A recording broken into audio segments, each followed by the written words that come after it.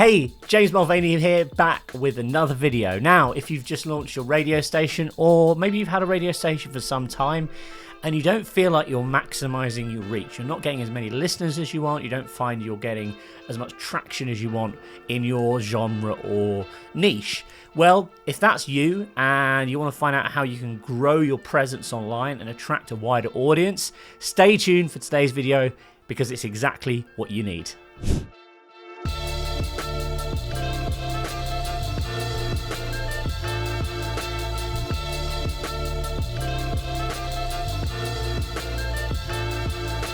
Hey, so welcome along. My name is James Mulvaney. I am founder of radio.co, and I've been working with radio stations for the past 15 years and helping entrepreneurs get their stations up and running and really get results. So in today's video, I wanted to talk specifically about discoverability and making sure that your radio station is as accessible as possible and you start really growing that all-important audience and getting those repeat listeners in, because that's the key to building a successful radio station. So today I'm going to give you 5 simple strategies which will help you in the area of discoverability. If you like videos like this, by the way, remember to hit that subscribe button and turn on your notifications.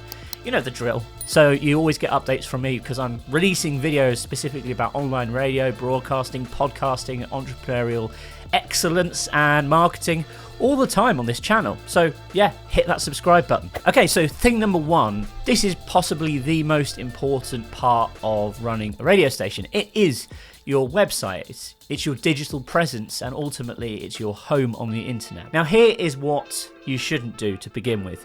I see a lot of radio stations start up and they'll simply have 1 or 2 pages, perhaps a homepage and like a contact page, and they'll have a player embedded on the homepage and kind of some generic blurb about what the station plays. That's totally horrible from a user's experience point of view. And Google, believe it or not, these days actually takes that into consideration. So immediately, if you just have a website with very little information on, just a big gigantic player in the middle and nothing really beyond that, doesn't give Google any context, it doesn't give your users any context, Google will actually mark you down and will refer you or rank you lower for having a website that effectively is not really very good. So the first thing you need to do is map out your site structure. Think about the different kinds of pages and sections that you want to have on your website. So yes, of course, your homepage should be clear. It should pull the user in. It should entice them to listen to your radio station. I would have a listen button on every single page of your website. I would have a gigantic listening button on the homepage, what is known as a hero, which is effectively like the thing at the top you see with a big heading text saying, and telling the user why to listen, you know? So rather than just having your station logo, you want to say, we play the best classic rock, for example. That's going to be the example we're going to be using here, including, you know, hits from the 60s, the 70s, the Beatles, Rolling Stones, whatever, okay? Give Google and give your users some context as to the kind of content that you're actually going to be playing beyond, here's our station name, aren't we great? Here's our tagline, okay? You need to be giving your users context. When I say have multiple pages, you need to really have a content strategy in place. And I'm going to get onto that in a little bit when I start talking about social and content strategy. But what I'm saying is you can't just rely on, as I say, a couple of pages. Think about profiles for your staff or your DJs. Think about stuff that's going on, events that you're holding. Think about putting regular uploads of content, blog posts, reviews on albums or reviews on gigs and events. Think about different things, different kinds of content that you can create top 10 lists to pull listeners in and ultimately start ranking those pages on keywords that people are looking for. As I say, I'm going to hold off kind of going into too much detail. I'll give you some great examples of what sorts of content you can do. But what I'm saying is start with your website, start with your user experience. It can't be average. If you want to succeed, you need to make sure, and believe it or not, it's going to take time and you've got to put a lot of work into this. Okay, nothing comes easy. You can't just throw up a one-page website and just expect suddenly, boom, you're going to get, you know, thousands of people listening to your radio station. It don't work like that, unfortunately. Hate to say it. You're going to actually have to spend some time really crafting a website that's got a good experience and start putting some thought into exactly the kinds of audience that you want to attract to your site. So that is the first step into making your station discoverable.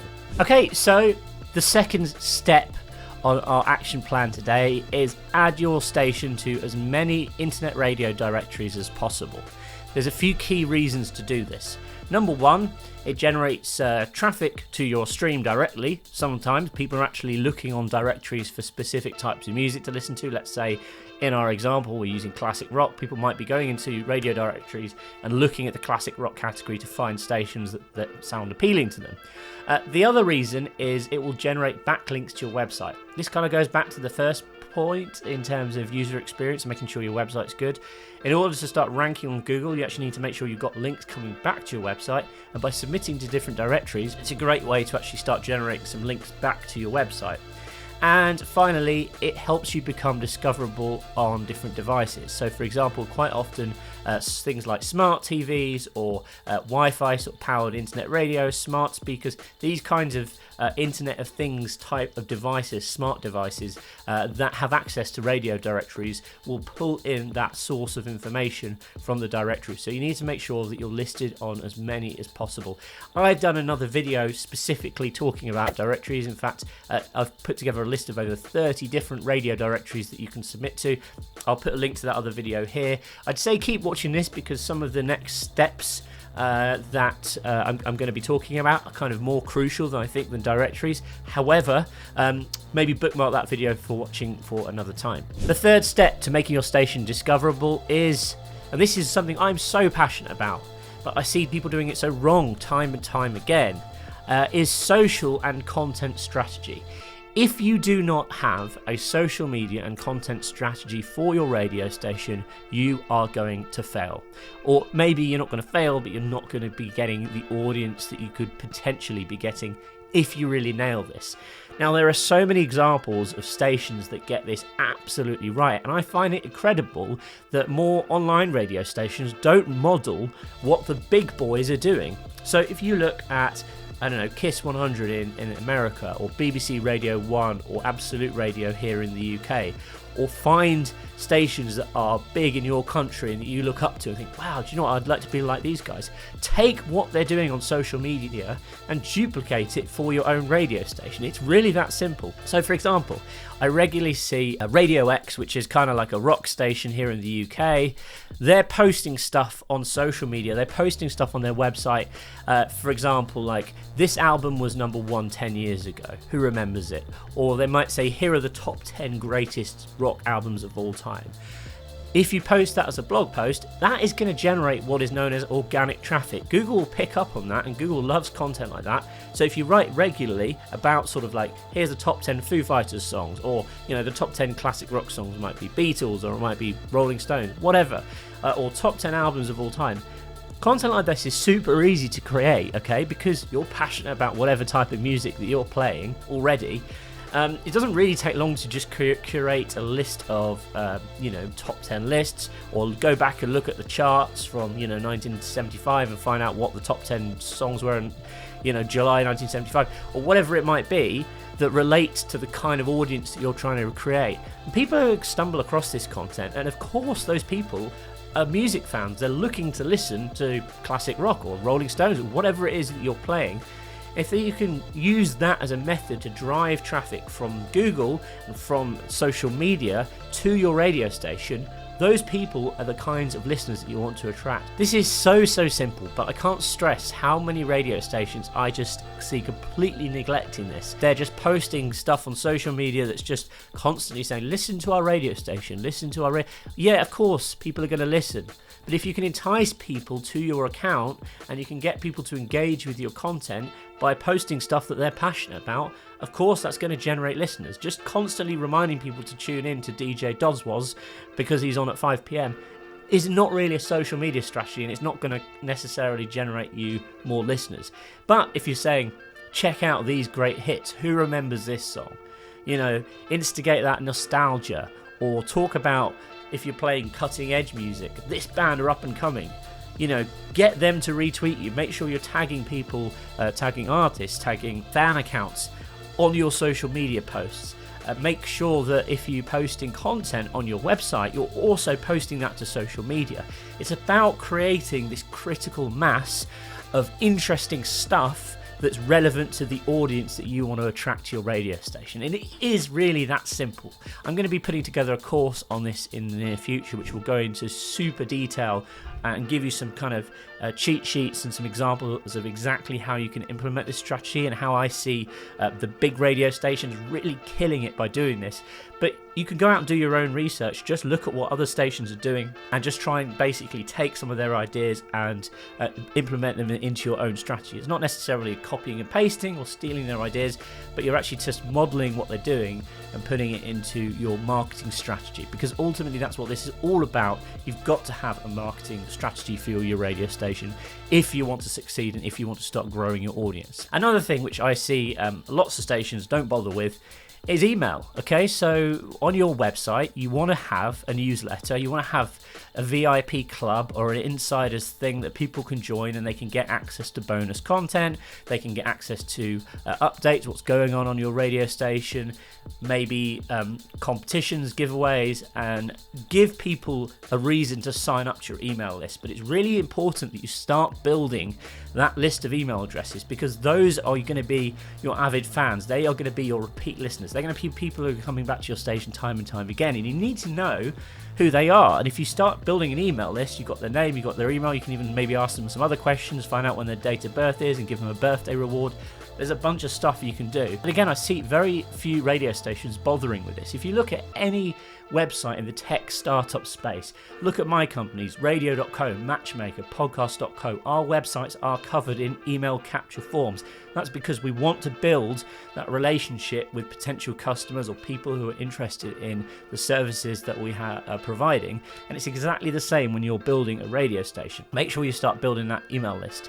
On air, you can also do text competitions as well. Another great way to start building a list of phone numbers that you can reach out to and remind them to tune in. But again, I see a few stations actually bothering with this. So, it's just another thing that you can do. It's pretty simple to implement. Make sure you're collecting email addresses on your website. Make sure that you're telling people to subscribe to your newsletter on your social media accounts as well. So just finally, on social media and content strategy, it can be quite daunting when you first start thinking, I'm going to have to write posts every single day or once a week or whatever. If you have got other people involved in your radio station, it's a real good idea to actually involve them in this process. So I ran a radio station here in Manchester for a couple of years called MCR Live. We had a whole army of volunteers. Some of these people were actually DJs or presenters who were broadcasting on air, so they were like our on-air talent. And some were simply people who would go out to gigs. They get free tickets because we managed to get the tickets through the events companies, and they'd write reviews and write-ups on these gigs. So sometimes it would be like, this band's just landed in town, they're on for a week, we'd be first in, we'd send one of these volunteers out, they get to go to a gig for free, and they create an article on our website the next day talking about how awesome that gig was. People are keen to get involved in this sort of stuff, so it's not hard to go out there and find people who really want to be involved, and you don't necessarily have to pay them if you're giving them something in return, e.g. access to free events or free concerts or whatever it might be. The other thing to do is just put together a document which contains guidelines for your presenters, for your DJs, basically stating exactly what they need to do. So it might be that every single month each DJ needs to create you one piece of unique content about the kind of music that they're playing, or a highlights blog post or for the shows for that month. Or it could be that you require that they tweet out 5 times on their personal Twitter accounts talking about the radio show or talking about the radio station. Just because you run the radio station doesn't necessarily mean that you have to be solely responsible for creating every single piece of content or every single post on social media. You can get people involved with this, and you can really leverage the community that you're creating as part of your radio station. You even get listeners involved. Sometimes they love to write about stuff. Sometimes they might want to review the latest album that's come out in your market or genre, or they might want to write a piece on nostalgia. So, try and get people involved in social content creation and marketing and blog content creation, because ultimately people are generally very willing to get involved, especially if you can incentivize them in some way. So there's a few things just to finish up on, but social and content strategy, I'd say, is one of the most important things that you can be doing to grow your radio audience and really just build awareness of what you're doing. So next up, I wanted to talk about video streaming. If you saw my video last week, I kind of gave you some ideas of how you can actually do video streaming really easily. It's a good way to complement your 24-hour broadcast. A few of the comments that came up on that post were sort of like, well, do I need to just be video streaming myself playing music? Because that's kind of not very interesting to watch. I would suggest being selective about what you video stream.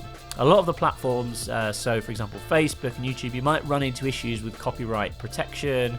They have all these algorithms that will detect if you're playing music. So most radio stations that I see really using video streaming effectively on these kinds of platforms, I'm talking Facebook, YouTube, Twitch, Twitter, etc. They will use it for things like guest interviews. So when they've got someone in the studio who's really interesting, or even they've got someone remote and they're doing a remote interview with someone which so happens to be, because of COVID or whatever, because often nowadays people are not in the studio, they're being interviewed on Zoom or whatever. You can actually stream that live as it's happening. It's another level of engagement.